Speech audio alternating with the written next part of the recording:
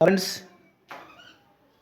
मैं grade up competitive class से Arun sir, और मैं आज मोस्ट लेकर करंट अफेयर आया हूँ जो 2020 मिलेगा आपको, यानी 20 मिलेगा आपको करंट अफेयर। तो शुरू करने से पहले सभी को गुड मॉर्निंग जी। कैसे हैं आप लोग, ज़रूर बताएंगे।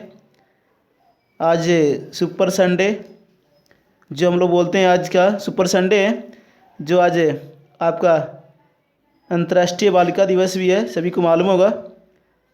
तो अंतर्राष्ट्रीय बालिका दिवस के शुभ अवसर पर सभी को हार्दिक शुभकामनाएं। और जी, तो मैं आज लेकर आया हूँ 20 करंट अफेयर विथ डिस्कशन। तो ज़बरदस्त आज मिलेगा आपको करंट अफेयर, धुआं धुआं करने वाला, बिल्कुल। तो शुरू से अंत तक इस वीडियो को देखेंगे और लाइक भी कर देंगे और शेयर भी कर देंगे और सब्सक्राइब भी कर देंगे। जो हमारे YouTube grade up competitive classes पर जो नए जुड़ेंगे वो सब्सक्राइब कर देंगे ताकि आपका नोटिफिकेशन मिलते रहे। और मैं आज ज़बरदस्त 20 करंट अफेयर लेकर आया हूँ। तो आप भी जब देखेंगे इस वीडियो को तो शुरू से अंत तक देखेंगे आप लोग जी, बिल्कुल। तो मैं शुरू करता हूँ आज का बाबा का पिटारा में मोस्ट करंट अफेयर, जो सभी एग्जाम के लिए NTPC, railway group D, SSC जी, उस सभी एग्जाम के लिए बनाया गया है। और ऐसा करंट अफेयर बनाया गया है जो आपका 100% जी, इसे क्वेश्चन जो 20 है उसमें से ज़रूर आएगा आपको। ज़बरदस्त करंट अफेयर है, तो शुरू से अंत तक देखेंगे। इस तरह का करंट अफेयर पढ़ने की ज़रूरत है। अब करंट अफेयर हम लोग को पीछे वाला रिवीजन करने की ज़रूरत है, न कि अभी जो डेट में आपका अपडेट हो रहा है वो अभी नहीं। अभी पीछे वाले जो आपका एक 2 महीने 3 महीने के पीछे वाले जो करंट अफेयर है 2020 का जनवरी फरवरी, उसका रिवीजन करने की ज़रूरत है। तो आपका पक्का उसमें से करंट अफेयर आएगा। तो मैं उसी टाइप पर तैयार किया हूँ क्वेश्चन, जो आपका मोस्ट 20 मिलेगा। तो मेरे दोस्त, इस वीडियो को शुरू से अंत तक देखेंगे और अच्छा भी लगेगा, अच्छा लगेगा, बिल्कुल अच्छा लगेगा आप लोगों को। तो ज़रूर कमेंट बॉक्स में बताएंगे जी। आज मैं शुरू करता हूँ आज का मोस्ट करंट अफेयर। शुरू करने से पहले मैं एक बार फिर से सभी को गुड मॉर्निंग। तो बिल्कुल आज का दिन आप लोग अच्छे बीत रहा होगा क्योंकि संडे आज है। तो शुरू करता हूँ आज के बाबा का पिटारा में मोस्ट करंट अफेयर। तो ज़रूर आप लोग लाइक, सब्सक्राइब, शेयर अपने दोस्तों को विश कर देंगे ताकि इस वीडियो को अधिक से अधिक देखें। बिल्कुल आप लोग सपोर्ट करेंगे तो मेरा हौसला बढ़ता है, बिल्कुल। और मैं अच्छे से अच्छे क्वेश्चन बना कर लाऊंगा जो आपको एनटीपीसी, जो आपका एसएससी और आपका बिहार दरोगा, दिल्ली पुलिस, सभी एग्ज़ाम के लिए मैं अच्छे से अच्छे क्वेश्चन बना कर लाऊंगा, सटीक, जो आपको एग्ज़ाम में लड़ जाए। तो शुरू करता हूँ आज का पहला सवाल। यहाँ पे क्या बोल रहा है थोड़ा सा देखेंगे आप लोग, आराम से आंसर देंगे, कोई हड़बड़ाहट नहीं। तो पहला सवाल क्या है कि निम्नलिखित में से कौन सा सुमेलित नहीं है, ये आपका सवाल बोल रहा है। तो मुख्य निर्वाचन आयुक्त सुनील अरोड़ा 24वें नंबर, आपका बी में महालेखा नियंत्रण सोम राय बर्मन 24वें नंबर, और नौसेना प्रमुख करमबीर सिंह 24वें नंबर, और आपका थल सेना प्रमुख मनोज मुकुंद नरवाने 28वें नंबर। कौन सा सुमेलित नहीं है, ये आपको ढूंढना है, आंसर जी बताना है। 1 का पहला का क्वेश्चन कौन सा आंसर होगा, जल्दी से बता देंगे आप लोग। तो 1 का आंसर आपको ये होगा, मुख्य निर्वाचन आयुक्त जो सुनील अरोड़ा हैं वो आपका 23वें नंबर के हैं जी। कौन सी नंबर के हैं, तो 23वें नंबर के, याद रखेंगे। मुख्य निर्वाचन आयुक्त सुनील अरोड़ा 23वें नंबर के, न कि आपको 24वें नंबर के, ये आपका गलत है। बाकी जो आपको महालेखा नियंत्रण जी सोम राय बर्मन जो 24वें नंबर के हैं, नौसेना प्रमुख करमबीर सिंह जो आपका 24वें नंबर के हैं, और थल सेना प्रमुख मनोज मुकुंद नरवाने जो 28वें नंबर के हैं जी, बिल्कुल। 3 बाग जो ऑप्शन आपका सभी सही है, लेकिन मुख्य निर्वाचन आयुक्त जो आपका सुनील अरोड़ा हैं वो आपका 23वें नंबर के होंगे, 24वें नंबर नहीं होंगे। तो याद रखें, इस तरह आपका आंसर होगा, बिल्कुल। यहाँ पे 1 का ए सही जवाब सभी का मैं देख रहा हूँ, बिल्कुल। तो चलते हैं नेक्स्ट। दूसरे नंबर सवाल पर और आपका क्रमवीर सी पूछेगा 24वें नंबर, बिल्कुल है। और आपका चलते हैं नेक्स्ट दूसरे नंबर सवाल पर।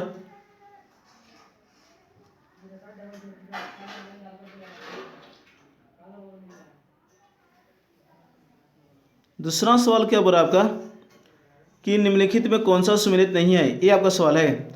ए में भारत के प्रधान आर्थिक सलाहकार संजीव सान्याल, बी में भारत के विदेश सचिव हर्षवर्धन श्रृंगला, राष्ट्रीय पिछड़ा वर्ग आयोग अध्यक्ष भगवान लाल साधनी और राष्ट्रीय महिला आयोग के अध्यक्ष अंजू वर्मा। कौन सा सुमेलित नहीं है ये भी बताना आप लोगों को। जी भारत के प्रधान आर्थिक सलाहकार संजीव सान्याल, बी में भारत के विदेश सचिव हर्षवर्धन श्रृंगला, और सी में राष्ट्रीय पिछड़ा वर्ग आयोग के अध्यक्ष भगवान लाल साहनी और डी में राष्ट्रीय महिला आयोग के अध्यक्ष अंजू शर्मा। कौन सा सुमेलित नहीं है ये आपको आंसर देना है। तो 2 का आपका आंसर होगा यहाँ पे आपका डी होगा, याद रखिए। राष्ट्रीय महिला आयोग के अध्यक्ष अंजू वर्मा नहीं, आपको रेखा शर्मा, याद रखिए। कौन सा आपका रेखा शर्मा होगा आपका, याद रखिए। जो आपका राष्ट्रीय महिला आयोग के अध्यक्ष जो आपका पूछेगा तो रेखा शर्मा। बाकी सभी सही है आपका।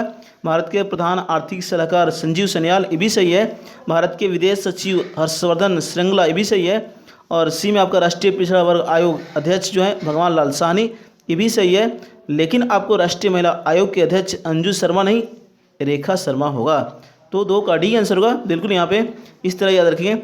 2 सवाल 8 क्वेश्चन आपको बना, जी बिल्कुल इस तरह से पढ़ेंगे तो आपको एग्जाम में प्लस पॉइंट होगा। चलते हैं नेक्स्ट तीसरे नंबर सवाल पर। आज का मोस्ट आपको करेंट अफेयर सभी एग्जाम के लिए बनाया गया है। NTPC, railway group D, SSC सभी एग्जाम के लिए बनाया गया है। तो शुरू से अंत तक इस वीडियो को देखेंगे आप लोग और कमेंट बॉक्स में ज़रूर बताएंगे आप लोग कि आज का सवाल कैसा लगा आप लोग को। तीसरे नंबर, वर्तमान में कितने राज्यों में महिला मुख्यमंत्री है, ये आपका सवाल है। ए में 2, बी में 3, सी में 4 और डी में 1। जल्दी से बता देंगे सभी को वर्तमान में कितने राज्यों में महिला मुख्यमंत्री है। तो आपका आंसर होगा 3 का 1 होगा, जी डी आंसर होगा आपका। जो एक ही राज्य में आपका महिला मुख्यमंत्री है, बिल्कुल याद रखेंगे, जो आपको ममता बनर्जी जो आपका पश्चिम बंगाल के मुख्यमंत्री हैं। तो 3 का डी होगा। चलते हैं नेक्स्ट चौथे नंबर सवाल पर। चौथे नंबर सवाल क्या हो रहा है आपका कि भारत को कितनी बार सुरक्षा परिषद का अस्थायी सदस्य बनाया गया है, ये आपका सवाल है। जल्दी से बता देंगे सभी को मिलकर यहाँ पे फटाफट।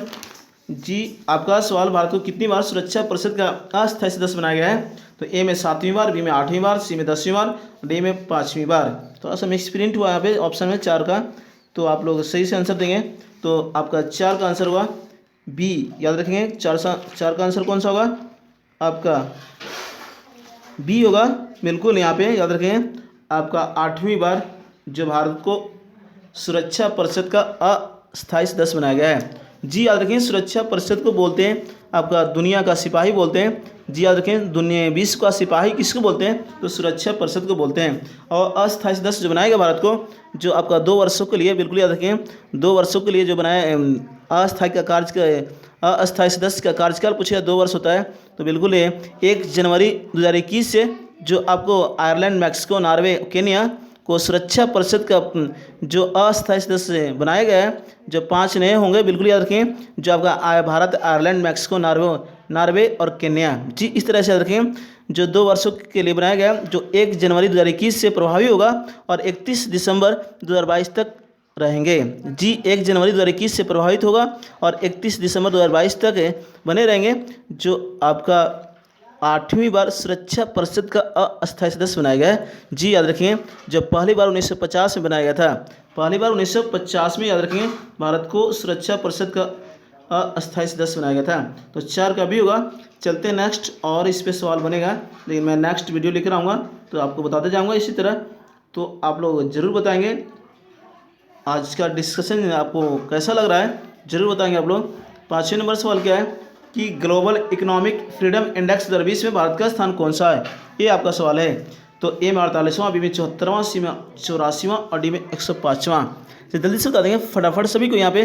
जी बिल्कुल सभी को, ये आपका आंसर जो होगा याद रखेंगे जो ग्लोबल इकोनॉमिक्स फ्रीडम इंडेक्स 2020 में भारत का स्थान 105वां होगा। बिल्कुल याद रखेंगे 105वां आपको होगा।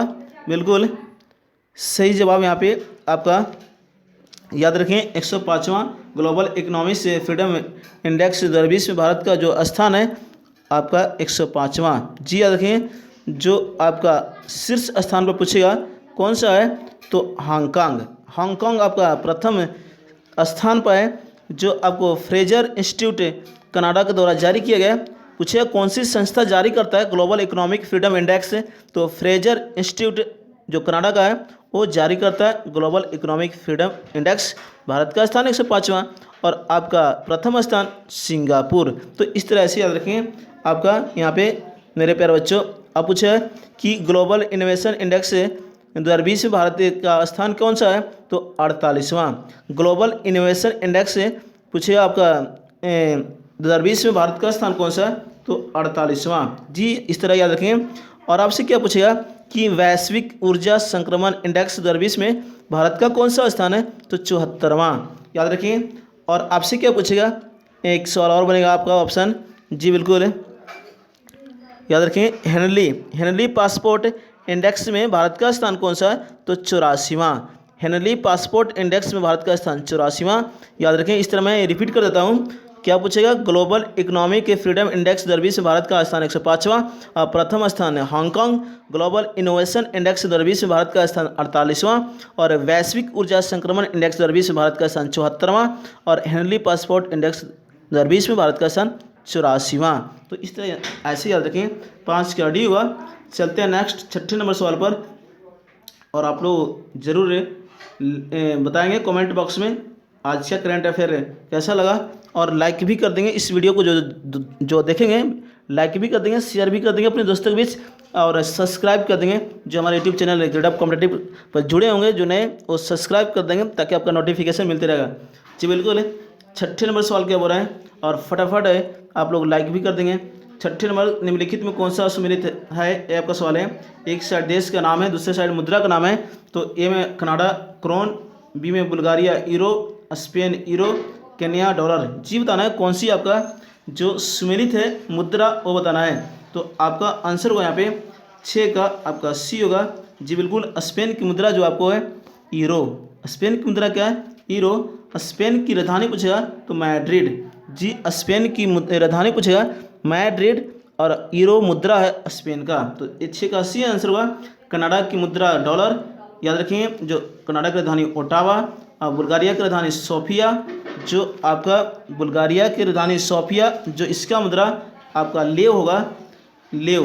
याद रखिए आपका लेव, बुल्गारिया का मुद्रा लेव, राजधानी जो सोफिया, और केन्या का राजधानी नैरोबी, जो आपका मुद्रा सीलिंग। याद रखें केन्या की राजधानी नैरोबी और मुद्रा क्या है सीलिंग। तो इस तरह याद रखें 6 का 80 होगा।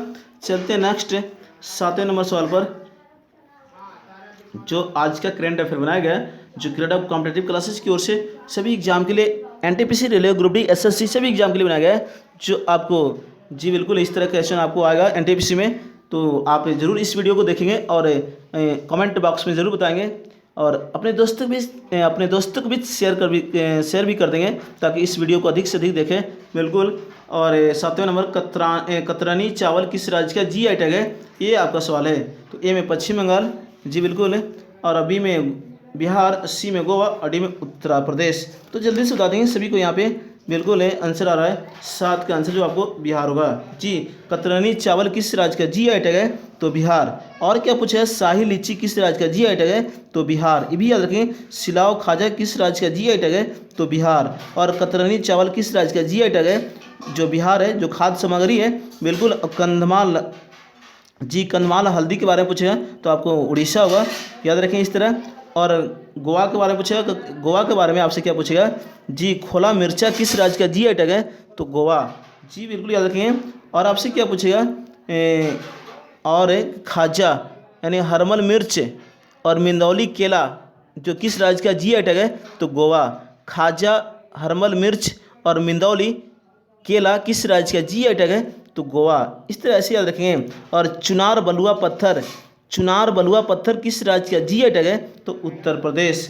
तो इस तरह ऐसे याद रखें और आपके क्या पूछेगा पश्चिम बंगाल के बारे में, तो दार्जिलिंग ग्रीन और वाइट टी किस राज्य का GI टैग है, तो पश्चिम बंगाल। जी ये आपका पूछता है सबसे पहले जो GI टैग किसको मिला, तो दार्जिलिंग के चाय को मिला, बिल्कुल। और दार्जिलिंग ग्रीन और वाइट टी किस राज्य का GI टैग है, तो पश्चिम बंगाल। तो 7 का B होगा, बिल्कुल। चलते हैं नेक्स्ट 8वें नंबर सवाल पर।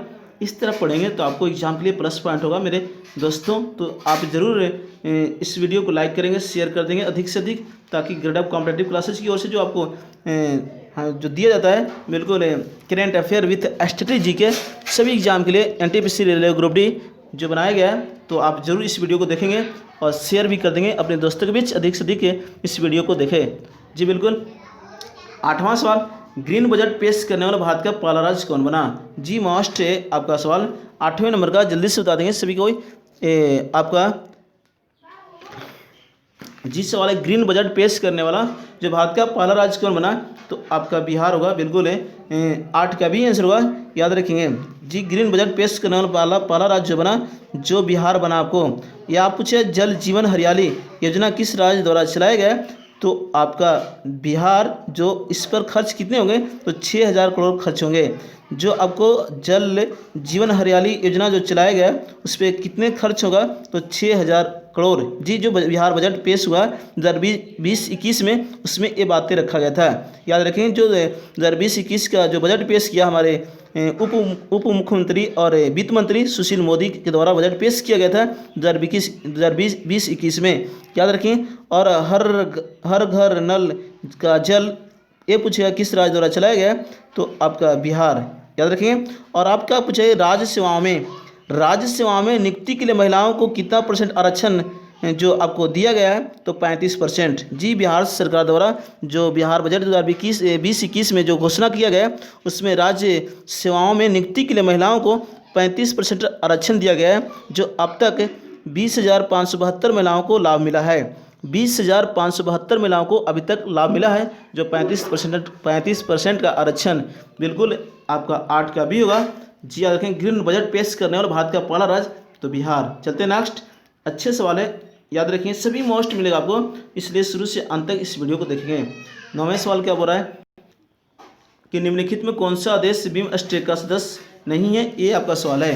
तो जल्दी से बता देंगे फटाफट सभी को। यहाँ पे आपका 9वें नंबर का जल्दी से बता देंगे, आपको बताया गया क्लास में बिमस्टेक का कौन सा सदस्य देश नहीं है, ये आपका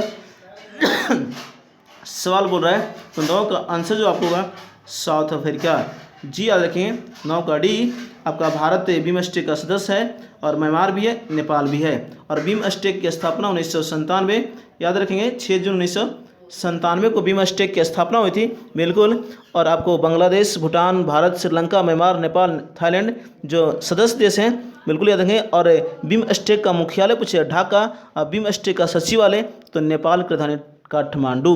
और आप क्या पूछेगा कि 5वां जो बिमस्टेक शिखर सम्मेलन हुआ 2020 में, वो आपका कहाँ पे हुआ, तो श्रीलंका के कोलंबो में, याद रखें। और इसकी अध्यक्षता भी कर रहा है आपका बिमस्टेक का, तो श्रीलंका। जी याद रखें इस तरह। और बिमस्टेक का पूछेगा कि महासचिव कौन है, तो मोहम्मद शाहिदुल इस्लाम। जी बिमस्टेक का महासचिव कौन है, तो मोहम्मद शाहिदुल इस्लाम। इस तरह से याद रखिए यहाँ पे मेरे दोस्तों। तो 9 का D होगा। चलते हैं नेक्स्ट 10वें नंबर सवाल पर, और ज़रूर आप लोग लाइक करेंगे, इसको लाइक कर देंगे, इस वीडियो को शेयर भी कर देंगे, और फटाफट अपने दोस्तों के बीच। जी और जो नए हमारे यूट्यूब चैनल पर जुड़ेंगे वो सब्सक्राइब कर देंगे, ताकि आपका नोटिफिकेशन मिलते रहे। तो 10वां सवाल क्या बोल रहा है यहाँ पे, 10वां सवाल कि भारत की स्थिति रिपोर्ट कितने वर्षों के अंतराल में रिपोर्ट जारी होता है। जी भारत का स्थिति रिपोर्ट कितने वर्षों के अंतराल में रिपोर्ट जारी होता है। जी यहाँ पे मैं थोड़ा सा देख रहा हूँ क्वेश्चन में थोड़ा सा लग रहा है फॉल्ट, तो मैं फिर से इसको रिपीट कर दे रहा हूँ। 10वें नंबर सवाल कि भारत वन स्थिति, यहाँ पे मिक्स प्रिंट हुआ है, भारत जो आपका होगा इसको पढ़ेंगे वन। भारत वन स्थिति रिपोर्ट कितने वर्षों के अंतराल में रिपोर्ट जारी होता है, ये आपका सवाल है। तो ए में 4 वर्षों में, बी में 3 वर्षों में, सी में 2 वर्षों में, और डी में 5 वर्षों में। तो जल्दी से बता देंगे सभी को यहाँ पे फटाफट। जी सवाल इसको पढ़ेंगे कि भारत वन स्थिति रिपोर्ट कितने वर्षों के अंतराल में रिपोर्ट जारी होता है, ये आपका सवाल है। तो बिल्कुल यहाँ पे आंसर होगा 10 का C होगा, 2 वर्षों में। जी मिक्स प्रिंट हुआ यहाँ पे क्वेश्चन, तो इसको हम लोग पढ़ेंगे। भारत वन स्थिति रिपोर्ट कितने वर्षों के अंतराल में रिपोर्ट जारी होता है? तो आपका 2 वर्षों में। याद रखिए, जो आपको पहली बार रिपोर्ट जो जारी हुआ था 1987 में। जी याद रखिए, 1987 में पहली बार आपका भारतीय वन ने जो आपका वन स्थिति रिपोर्ट जारी हुआ था, ये आपका 2019 का था। जी बिल्कुल, जो 16वां रिपोर्ट था। पूछे भारत वन स्थिति रिपोर्ट 2019 का कौन सा रिपोर्ट जारी हुआ? तो 16वां। अब पहला रिपोर्ट कब हुआ? तो 1987। इस तरह ऐसे याद रखें। और कौन जारी करता है भारतीय वन स्थिति रिपोर्ट? कौन जारी कर सकता है? तो आपका भारतीय वन सर्वेक्षण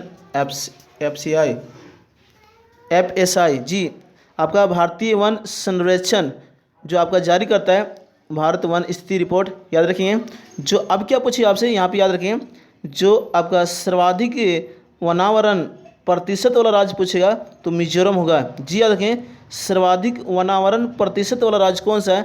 तो मिजोरम। और सर्वाधिक वन क्षेत्र वाला राज्य कौन सा है? तो मध्य प्रदेश। जी 3 सवाल आपसे इस पे बनेगा, तीनों सवाल मोस्ट याद रखें।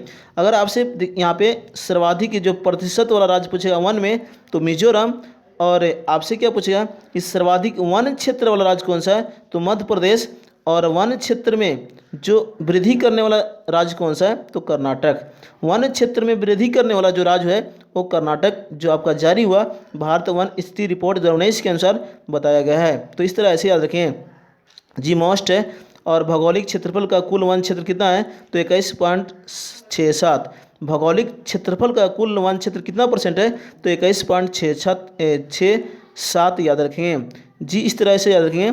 और आपका देश का वन एवं वृक्ष के कुल आच्छादित क्षेत्रफल कितना % है? तो 24.56। जी देश का वन एवं वृक्ष से कुल आच्छादित क्षेत्रफल कितना है? तो 24.56। इस तरह ऐसे याद रखें। जी मोस्ट सवाल आपका है, बिल्कुल याद रखेंगे।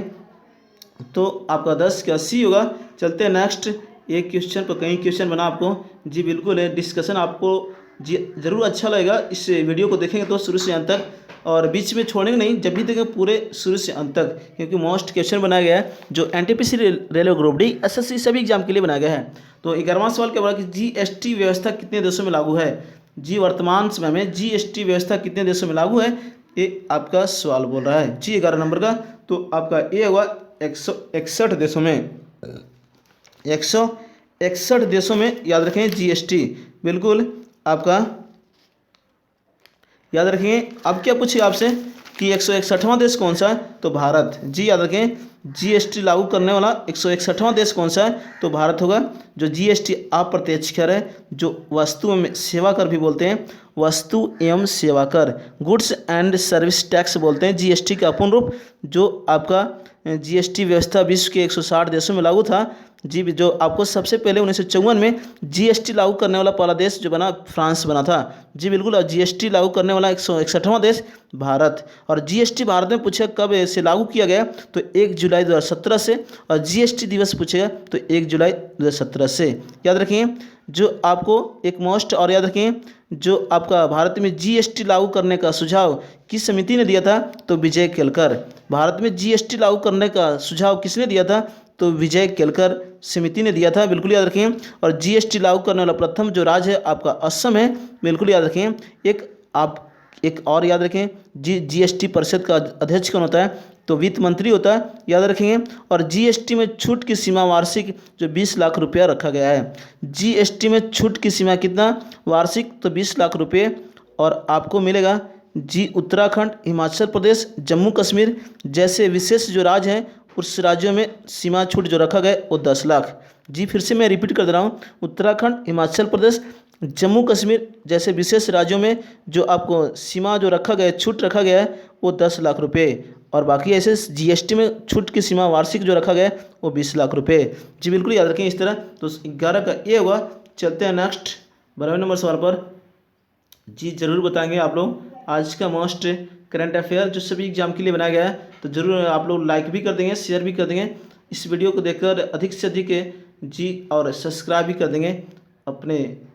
जी बिल्कुल हमारे YouTube channel grade up competitive classes को, जो आपको ग्रेड अप कॉम्पिटिटिव क्लासेज की ओर से आपको जी मोस्ट डेली दिया जाता है। जो आज करंट अफेयर मिल रहा विथ डिस्कशन भी मिल रहा है आपको। जी 12वां सवाल, नागरिकता संशोधन कानून 2019 के तहत किस देश से आए हुए मुस्लिम समुदाय को नागरिकता संबंधित कानून से बाहर रखा गया है? ये आपका सवाल है।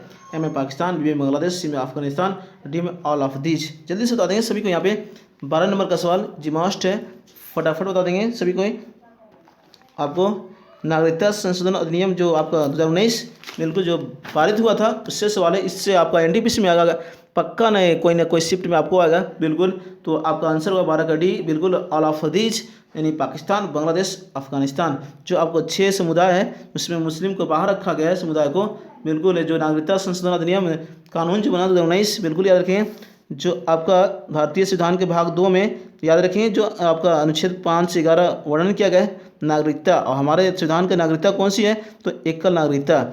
अब क्या पूछा कि भारतीय संविधान के अनुच्छेद याद रखें कौन सी के अंतर्गत जो संसद को नागरिकता संबंधी कानून बनाने का अधिकार है? तो अनुच्छेद 11। जी, भारतीय संविधान के किस अनुच्छेद के अंतर्गत संसद को नागरिकता संबंधित कानून बनाने का अधिकार है? तो अनुच्छेद 11। याद रखें इस तरह आपको बिल्कुल भाग 2 में नागरिकता का उल्लेख किया गया है, याद रखें इस तरह। और आपसे जो मोस्ट 12 का डी आंसर होगा, ऑल ऑफ दीज, जो आपका पाकिस्तान, बांग्लादेश, अफगानिस्तान, इस तरह आपको नागरिकता संशोधन अधिनियम से बाहर रखा गया। तो 12 का डी। और एक याद रखें नागरिकता जो आपका संशोधन अधिनियम कब पारित हुआ था? तो 1955 जो संसद ने किया था। संसद ने 1955 में भारतीय नागरिकता अधिनियम सर्वप्रथम पारित किया था, याद रखें। जो अभी तक अनेक बार संशोधन किया जा चुका है बिल्कुल। अब क्या पूछेगा कि नागरिकता संशोधन विधेयक 2019 जो लोकसभा में कब पारित हुआ? तो 9 दिसंबर। और राज्यसभा में कब पारित हुआ? तो 11 दिसंबर। जी, नागरिकता संशोधन विधेयक पूछेगा आपसे कि 2019 जो कब लोकसभा में पारित हुआ? तो 9 दिसंबर। और कब ये राज्यसभा में पारित हुआ? तो 11 दिसंबर। तो इस तरह ऐसे याद रखें मेरे प्यारे बच्चों, 11 का डी होगा। चलते हैं नेक्स्ट 13वें नंबर सवाल पर। जी, जल्दी से फटाफट आप लोग सब्सक्राइब कर देंगे, शेयर भी कर देंगे, अपने दोस्तों के बीच लाइक भी कर देंगे। जी बिल्कुल, जो ग्रेड अप कॉम्पिटेटिव क्लासेस की ओर से सभी एग्जाम के लिए Delhi police, NTPC, railway group D, SSC सभी एग्जाम के लिए बनाया गया है। जरूर आप लोग को अच्छा लगेगा। आज का मोस्ट डिस्कशन भी और क्वेश्चन पेपर भी जो बनाया गया है जो एनटीपीसी को देखते हुए। 13वां सवाल कि 2020 में कितने व्यक्तियों को पद्म विभूषण मरणोपरांत दिया गया? जी, ये आपका सवाल बोल रहा है कि 13 नंबर कि 2020 में कितने व्यक्तियों को पद्म विभूषण मरणोपरांत दिया गया है? तो आपका आंसर होगा बिल्कुल यहाँ पे 13 नंबर का ये होगा, 4 व्यक्तियों को दिया गया है। सही जवाब सभी का यहाँ पे याद रखेंगे जो मरणोपरांत दिया गया है। ऐसे आपको पद्म विभूषण जो आपको कुल 7 व्यक्तियों को दिया गया, 7 में आपको 4 को मरणोपरांत मिला है, याद रखेंगे। जो आपका एक जॉर्ज फर्नांडिस है, जॉर्ज फर्नांडिस जो बिहार राज्य से संबंधित है। एक आपका अरुण जेटली जो लोक सेवा, जी बिल्कुल मरणोपरांत मिला है। और आपका एक सुषमा स्वराज जो आपको मरणोपरांत लोक सेवा में मिला है बिल्कुल। और आपका एक विश्वेश तीर्थरारू जो आपका एक आध्यात्मिक क्षेत्र में मिला है मरणोपरांत। तो इस तरह याद रखें। जो आपसे पूछेगा कि 2020 में कितने व्यक्तियों को पद्म विभूषण से सम्मानित किया गया, तो 7 में कितने को मरणोपरांत मिला? 4। आप पद्म भूषण पूछेगा कि पद्म भूषण कितने व्यक्तियों को दिया गया, तो 16। जी, पद्म भूषण आपसे पूछेगा पद्म भूषण कितने व्यक्तियों को दिया गया, तो 16। और 16 में आपको याद रखें जी बिल्कुल 2 व्यक्तियों को मरणोपरांत मिला है। और आपका पद्मश्री पूछेगा कुल कितने व्यक्तियों को, तो 118 कुल आपको मिला पद्मश्री पुरस्कार। और आपका पद्म भूषण 7 और पद्म विभूषण 7 और पद्म भूषण 16 और पद्मश्री 18। तो इस तरह ऐसे याद रखें जो पद्म पुरस्कार से सम्मानित किया गया 2020 में। तो आपका 13 का ए हुआ। चलते नेक्स्ट 14 नंबर सवाल पर। जो आपका मोस्ट आज का करंट अफेयर जो ग्रेड अप कॉम्पिटेटिव क्लासेस की ओर से आपको मिल रहा है बिल्कुल, तो आपको अच्छा लगेगा आज का करंट अफेयर। जी बिल्कुल, आपको डेली भी मिलता है तो अच्छे भी लग रहा होगा आपको। जो ग्रेड अप कॉम्पिटेटिव क्लासेस की ओर से आपको डेली दिया जाता है, तो इस वीडियो को जरूर देखेंगे आप लोग और शुरू से अंत तक देखेंगे और अपने दोस्तों के बीच शेयर भी कर देंगे। तो 14वां सवाल क्या बोला कि वर्ष 2019 का किस भारतीय पत्रकार को रेमन मैग्सेसे पुरस्कार से सम्मानित किया गया है? ये आपका सवाल है। 14 नंबर की वर्ष 2019 का किस भारतीय पत्रकार को रेमन मैग्सेसे पुरस्कार से सम्मानित किया गया है? ए में अमरेश कुमार, बी में रवीश कुमार, सी में रजनीश कुमार, डी में राजेश कुमार। तो ये आपका 14 का बी आंसर होगा, रवीश कुमार। जी बिल्कुल, 14 का बी सही जवाब सभी का यहाँ पे आपका आंसर। जो आपका याद रखेंगे रेमन मैग्सेसे अवार्ड 1957 से शुरू हुआ था, बिल्कुल याद रखेंगे 1957 जो 31 अगस्त को दिया जाता है, क्योंकि इसी दिन आपका रेमन मैग्सेसे का जन्म हुआ था, जो फिलीपींस के राष्ट्रपति, जो मनीला में दिया जाता है 31 अगस्त को दिया जाता है। इसी दिन इनका रेमन मैग्सेसे का जन्म हुआ था। बिल्कुल याद रखें, जो 1957 से शुरू हुआ, जो आपका 2019 का किस भारतीय पत्रकार को रेमन मैग्सेसे पुरस्कार से सम्मानित किया गया है, तो रवीश कुमार जी। बिल्कुल इस तरह 14 का भी होगा। चलते हैं नेक्स्ट 15वें नंबर सवाल पर। आज का क्वेश्चन जो आपको सेट किया गया है, तैयार किया गया है जी, अवार्ड से आपको आता है, एक राजधानी आता है, एक मुद्रा पूछता है जी। बिल्कुल इसी तरह आपको क्वेश्चन आज सेट तैयार किया गया है। तो आपका 15वां सवाल कि वर्ष 2020 का कौन मैन बुकर इंटरनेशनल पुरस्कार से किसे सम्मानित किया गया है। ये आपका सवाल है कि वर्ष 2020 का मैन बुकर इंटरनेशनल पुरस्कार से किसे सम्मानित किया गया है। ए में जोखा लार्थी, बी में मारिके लुकास रिजनेवेल्ड, और सी में एना बनर्स, और डी में नानावधीज। तो 15 का आंसर दे देंगे फटाफट सभी को यहाँ पे जी। बिल्कुल सही जवाब 37 है आपका 15 नंबर का आंसर होगा जी। याद रखें रेमन मैन बुकर जो आपको दिया गया है, वो आपका 15 का आंसर जो आपका 15 का बी होगा, मार्के लुकास रिजनेवेल्ड जी। बी आंसर होगा आपको।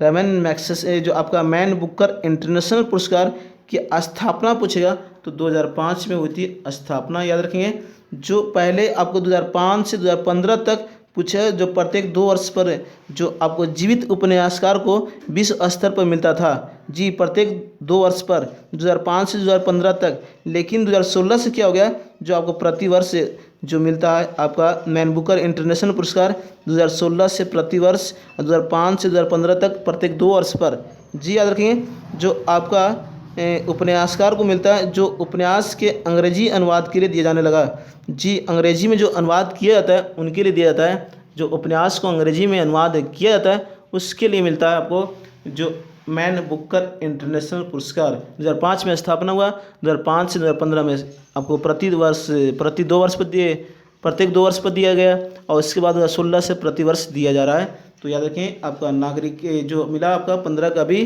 बिल्कुल याद रखें, मारिके लुकास रिजनेवेल्ड को दिया गया, जो आपका 2020 का मैन बुकर इंटरनेशनल पुरस्कार। आप पूछे 2019 का मैन बुकर इंटरनेशनल पुरस्कार किसे दिया गया, तो जोखा अलार्थी जी। 2019 का मैन बुकर इंटरनेशनल पुरस्कार किसे दिया गया, तो जोखा अलार्थी। और आपसे पूछेगा जी, बिल्कुल याद रखें इस तरह। तो 15 का आपका बी आंसर होगा। चलते हैं नेक्स्ट 6ठे नंबर पर जी। 2018 ये एना बनर्स के बारे में पूछेगा। एना बनर्स, तो आप याद रखें मैन बुकर 2018 का मैन बुकर पुरस्कार किसे मिला, तो एना बनर्स जी, जो मिल्क मैन के लिए मिला था। 2018 का मैन बुकर पुरस्कार किसे मिला, तो एना बर्न्स जो आपका मिल्क मैन उपन्यास लिखा था जी। बिल्कुल, तो आपका 15 का बी होगा। चलते हैं नेक्स्ट 16वें नंबर सवाल पर। आज का मोस्ट आपको करंट अफेयर बनाया गया है, जो इस करंट अफेयर को शुरू से अंत तक देखेंगे, और ज़रूर आप कमेंट बॉक्स में बताएंगे कैसा लगा आज आप लोग को, और सब्सक्राइब भी कर देंगे, शेयर भी कर देंगे, लाइक भी कर देंगे, अपने दोस्तों के बीच शेयर भी कर देंगे फटाफट जी। बिल्कुल 16 नंबर, वर्ष 2020 का लॉरियस वर्ल्ड स्पोर्ट्स पुरस्कार पुरुष में किसे दिया गया, ये आपका सवाल है 16 नंबर का, कि वर्ष 2020 का लॉरियस वर्ल्ड स्पोर्ट्स पुरस्कार 2020 में किसे दिया गया। तो आपका पुरुष के क्षेत्र पुरुष में तो ए में लुइस हैमिल्टन, बी में लियोनल मेसी, और सी में A+ भी दोनों, और डी में नानाफदीस। तो जल्दी से बता देंगे सभी को यहाँ पे। वेरी गुड आंसर है आपका जो होगा सी होगा, लुइस हैमिल्टन, और बी में लियोनल मेसी। 16 का भी आपको दोनों को मिला था, जो लॉरियस वर्ल्ड स्पोर्ट्स पुरस्कार, जो खेल का सबसे बड़ा पुरस्कार है विश्व स्तर पर जी। याद रखें लॉरियस वर्ल्ड स्पोर्ट्स, बिल्कुल है यहाँ पे जी। बिल्कुल सही जवाब आपका आंसर। याद रखें, जो मिला आपको लुइस हैमिल्टन जो ब्रिटेन का रहने वाला है, जो रेसिंग से संबंधित है, और लियोनल मेसी जो आपका फुटबॉलर है, जो अर्जेंटीना का रहने वाले हैं जी। बिल्कुल लियोनल मेसी। याद रखिए, जो सर्वश्रेष्ठ पुरुष खिलाड़ी लॉरियस वर्ल्ड स्पोर्ट्स पुरस्कार 2020 मिला है। तो इस तरह याद रखें 16 का सी। चलते हैं नेक्स्ट 97वें नंबर सवाल पर।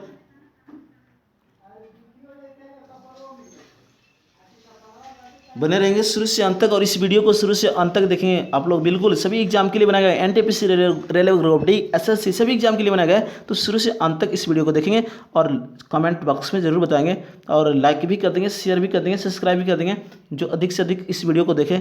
बिल्कुल 17वां सवाल, ये वर्ष 2020 का राजीव गांधी खेल जो आपका राजीव गांधी खेल रत्न अवार्ड से मनिका बत्रा को सम्मानित किया गया है वह संबंधित है जी कौन सी खेल से संबंधित है। ये आपका सवाल पूछ रहा है 17 नंबर का। ए में लॉन टेनिस, बी में बास्केटबॉल, सी में टेबल टेनिस और डी में कुश्ती। याद रखेंगे। तो 17 नंबर का जो आपका आंसर होगा ये बिल्कुल है आपका टेबल टेनिस होगा। वर्ष 2020 का राजीव गांधी खेल रत्न अवार्ड मनिका बत्रा को दिया गया वो किस खेल से संबंधित है, तो टेबल टेनिस। इस तरह ऐसे याद रखेंगे। और विनेश फोगाट पूछेगा तो कुश्ती के लिए मिला और क्रिकेट के क्षेत्र में रोहित शर्मा को मिला। और आपका जी याद रखेंगे रानी रामपाल जो हॉकी के क्षेत्र में मिला था आपका राजीव गांधी खेल रत्न अवार्ड। तो इस तरह ऐसे याद रखें 17 नंबर का जी बिल्कुल है यहाँ पे। और आपसे क्या पूछेगा एक और है जो पैरा एथलेटिक्स में मिला, श्री मरियप्पन डी थंगावेलू जो पैरा एथलेटिक्स में मिला आपको 2020 का राजीव गांधी खेल रत्न, जो इस तरह से आपको 25 लाख रुपए कर दिया गया है। बिल्कुल याद रखेंगे। जो नगद राशि जो पुरस्कार दिया जाता है 25 लाख रुपए राजीव गांधी खेल रत्न, जो भारत का सबसे बड़ा खेल पुरस्कार है राजीव गांधी खेल रत्न। और आपको इसके बाद मिलेगा आपको अर्जुन पुरस्कार जी बिल्कुल है। इस तरह ऐसे याद रखें। तो 17 का 80 हुआ। चलते हैं नेक्स्ट 18 नंबर सवाल पर। और जल्दी से आप लोग फटाफट शेयर भी कर देंगे इस वीडियो को और लाइक भी कर देंगे, सब्सक्राइब भी कर देंगे। तो 18वां सवाल, वर्ष 2020 का क्रिकेट के क्षेत्र में अर्जुन पुरस्कार से किसे सम्मानित किया गया है जी। ये सवाल है। ए में मोहम्मद शमी, बी में जसप्रीत बुमराह, सी में ईशांत शर्मा और डी में शिखर धवन। जल्दी से बता देंगे 18 का आंसर। वर्ष 2020 का क्रिकेट के क्षेत्र में अर्जुन पुरस्कार से किसे सम्मानित किया गया, तो ईशांत शर्मा को जी। याद रखें जो 2020 का अर्जुन पुरस्कार दिया गया, जो अर्जुन पुरस्कार में पूछेगा आपसे जी बिल्कुल है।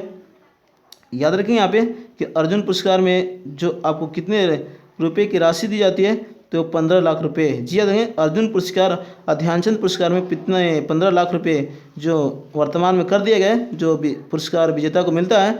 और द्रोणाचार्य पुरस्कार पूछेगा तो 10 लाख रुपए। तो ईशांत शर्मा को मिला है अर्जुन पुरस्कार क्रिकेट के क्षेत्र में। और एक महिला में पूछेगा तो सुश्री आपका दीप्ति शर्मा को क्रिकेट के क्षेत्र में मिला। लेकिन महिला में अर्जुन पुरस्कार पूछेगा क्रिकेट के क्षेत्र में तो दीप्ति शर्मा को मिला है। तो इस तरह याद रखें। 18 का सी हुआ। चलते हैं नेक्स्ट 19 नंबर सवाल पर। अर्जुन पुरस्कार की शुरुआत 1961 याद रखेंगे और द्रोणाचार्य पुरस्कार 1985। 19वां सवाल क्या हो रहा है कि वर्ष 19 का मिस इंडिया कौन बनी थी, ये आपका सवाल है। ए में सुमन राव, बी में सोनम राव और सी में अनुकृति वास और डी में शिवानी यादव। तो जल्दी से बता देंगे 19 नंबर का। बिल्कुल यहाँ पे अच्छे सवाल है और 20 सवाल आपको जो मिलेगा अच्छे ही मिलेगा आपको जी। लास्ट और बचा एक सवाल, तो ज़रूर आपका बताएंगे आप लोग कि आज का सवाल कैसा लगा। तो आंसर जो आपको होगा यहाँ पे बिल्कुल आपका आंसर 19 का ये होगा सुमन राव। जी याद रखें। सुमन राव को वर्ष 2019 का मिस इंडिया बनाया गया, बिल्कुल याद रखें। और आपसे पूछेगा कि 2018 का मिस इंडिया किसे बनाया गया, तो अनुकृति वास को 2018 का मिस इंडिया बनाया गया, जो तमिलनाडु की रहने वाली है। बिल्कुल याद रखें इस तरह। और आपका तो इस तरह आपका आंसर जो होगा 19 का होगा। वर्ष 2019 का मिस इंडिया कौन बनी थी, तो सुमन राव। 2018 का पूछेगा मिस इंडिया तो अनुकृति वास जो तमिलनाडु की रहने वाली है, और सुमन राव जो आपको राजस्थान की रहने वाली है। तो 19 का होगा। चलते हैं नेक्स्ट लास्ट सवाल है जी। ज़रूर बताएंगे आप लोग शुरू से अंत तक इस वीडियो को देखेंगे। बिल्कुल आज का लास्ट सवाल है 20 नंबर का। जल्दी से बता देंगे 20वां सवाल क्या बोल रहा है यहाँ पे कि गर्ल वुमेन अदर पुस्तक के लेखक कौन है। ए में मार्गरेट एडवर्ड, बी में बर्नार्डिन वर्नी एवारिस्टो, सी में परिंदा जोशी और डी में एस हुसैन जैदी। तो जल्दी से बताएंगे आपका 20 नंबर का जी बिल्कुल है। तो आपका 20 का आंसर होगा यहाँ पे आपका बर्नार्डिन वर्नी एवारिस्टो जो गर्ल वुमेन अदर पुस्तक के लेखक कौन है, तो बर्नार्डिन वर्नी एवारिस्टो। याद रखें 20 के नंबर का जी बिल्कुल। जो आपको पूछा वर्ष 2019 का मैन बुकर पुरस्कार किसे दिया गया, तो मार्गरेट एडवर्ड और बर्नार्डिन एवारिस्टो। जी याद दोनों को दिया गया। याद रखेंगे जो आपका मार्गरेट एडवर्ड और आपका बर्नार्डिन एवारिस्टो जो दोनों को वर्ष 2019 का मैन बुकर पुरस्कार दिया गया है। इस तरह याद रखेंगे। और आपसे क्या पूछेगा, जी बिल्कुल याद रखेंगे, Dayton literary peace prize lifetime achievement award 2020 किसे दिया गया? तो मार्गरेट एटवुड। जी मैं एक बार और रिपीट कर देता हूँ, Dayton literary peace prize lifetime achievement award 2020 किसे दिया गया? तो मार्गरेट एटवुड को दिया गया है, ये भी याद रखेंगे। और आपसे क्या पूछेगा कि द टेस्टामेंटस पुस्तक कौन लिखा? तो मार्गरेट एटवुड। जी द टेस्टामेंटस पुस्तक कौन लिखा? तो मार्गरेट एटवुड। और आपका मेड इन चाइना कौन लिखा? तो परिंदा जोशी। मेड इन चाइना कौन लिखा? तो परिंदा जोशी। और आपका द एंड गेम पुस्तक कौन लिखा? तो एस हुसैन जैदी। जी याद रखें, द एंड गेम में आपको कौन लिखा? तो एस हुसैन जैदी। तो इस तरह आपका मिला मोस्ट आपका 20 करंट अफेयर। तो 20 का भी हुआ, तो आपका आज का मिला 20 करंट अफेयर। तो ज़रूर बताएंगे आज जो 20 करंट अफेयर पढ़े आप लोग, जो आपको मिला डिस्कशन साथ में मिला, तो ज़रूर बताएंगे कमेंट बॉक्स में कैसा लगा आज का करंट अफेयर्स जो सभी एग्जाम के लिए बनाया गया था। NTPC, railway group D, SSC सभी एग्जाम के लिए, दिल्ली पुलिस सभी एग्जाम के लिए बनाया गया था। तो ज़रूर आप लोग को अच्छा लगा होगा, मुझे विश्वास है। तो ज़रूर बताएंगे कमेंट बॉक्स में कि आज का कमेंट आपको करंट अफेयर कैसा लगा जो सभी एग्जाम के लिए बनाया गया था। तो आज का इतना ही, फिर हम लोग मिलेंगे, नेक्स्ट वीडियो लेकर आऊँगा मैं जो आपका सभी एग्जाम के लिए, NTPC, railway group D, SSC सभी एग्जाम के लिए होगा, दिल्ली पुलिस दरोगा सभी एग्जाम के लिए होगा। तो आज ज़रूर आप बताएंगे आज का करंट अफेयर 20 कैसा लगा, कमेंट बॉक्स में ज़रूर बताएंगे आप लोग। और इस वीडियो को लाइक भी कर देंगे, शेयर भी कर देंगे, और अधिक से अधिक शेयर भी कर देंगे। और जो हमारे YouTube channel grade of competitive classes को जो नए देखे होंगे वो सब्सक्राइब कर देंगे ताकि आपका नोटिफिकेशन मिलते रहे। तो आज का मोस्ट 20 करंट अफेयर मिला, आज का इतना ही, फिर मिलेंगे। तब तक के लिए आप लोग हंसते रहिए, खेलते रहिए फुल जैसा। फिर मिलेंगे कल, तब तक के लिए जय हिंद, जय भारत, जय ग्रेड ऑफ कॉम्पिटिटिव क्लासेस, जय बिहार।